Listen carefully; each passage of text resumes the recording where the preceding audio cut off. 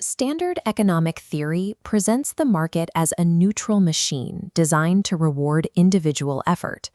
We are taught that wealth is the direct byproduct of participating in a competitive system that prioritizes the most efficient players. This narrative starts in primary school and carries through every business degree.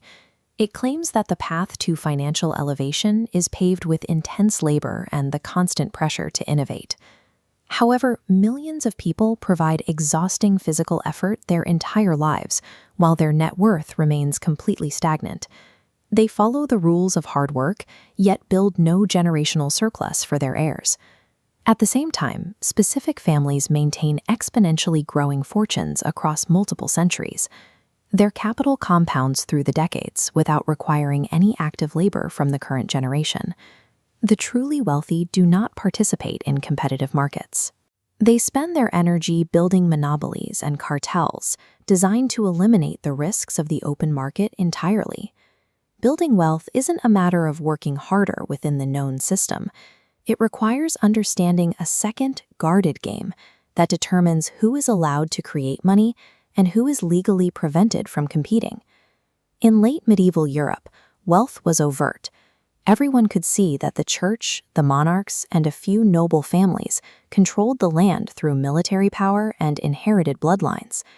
This expansion of trade routes during the age of exploration disrupted that old land-based power. These new global connections allowed merchant families to generate capital that rivaled the wealth of kings. Controlling the trade of luxury commodities like spices became the most profitable activity. The families who owned the routes owned the economy. But open competition between merchant families threatened these profit margins. If anyone could sail these routes, the price of goods would drop, and the massive fortunes would vanish. The solution was the monopoly charter. By sharing profits with the crown, merchant families obtained these legal documents, granting them the exclusive right to entire trade regions and the state violence necessary to block any outsiders. Banking dynasties like the Medici moved beyond trade to control the creation of credit itself. They became the gatekeepers of finance, determining which businesses were allowed to exist and which would be starved of capital. Legacy families successfully shifted their power from visible land ownership to invisible legal protections. They exchanged the sword for the contract, making their dominance harder to see and nearly impossible to challenge.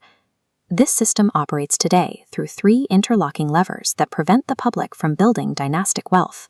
Regulatory capture allows the largest corporations to write the very laws that govern them, creating barriers too expensive for small businesses to cross. The second lever is the control of money creation. Wealth flows automatically to whoever dictates the supply of capital, as everyone else must pay interest to the gatekeepers for the right to use it. This architectural power is personified by the Federal Reserve and other central banks. They are the private entities that determine the cost of debt for entire nations, a level of control that transcends any single market or industry. The third lever is legal privilege. This involves engineering tax codes and property rights that specifically exempt elite assets from the costs that drain the wealth of the middle class. These three mechanics turn the economy into a one-way valve.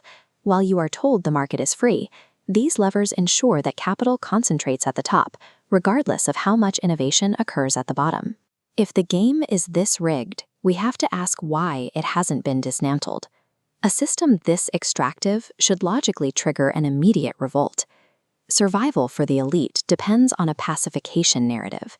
They fund an elaborate mythology of the self-made man, insisting that any individual can reach the top through enough grit and ingenuity. The academic media complex reinforces this by teaching you that your financial status is a direct reflection of your merit. They never mention the state-backed monopolies or the private control of the money supply. This messaging is designed to make you internalize failure. When you believe the system is fair, you interpret your lack of wealth as a personal deficiency, rather than the result of a systemic lockout. Most people are physically prevented from playing the secret game. You cannot build a banking dynasty or a global trade monopoly because those strategies require the capture of state power, a resource the elite have carefully closed to outsiders. Attempting to use these levers without royal or state backing results in immediate legal destruction.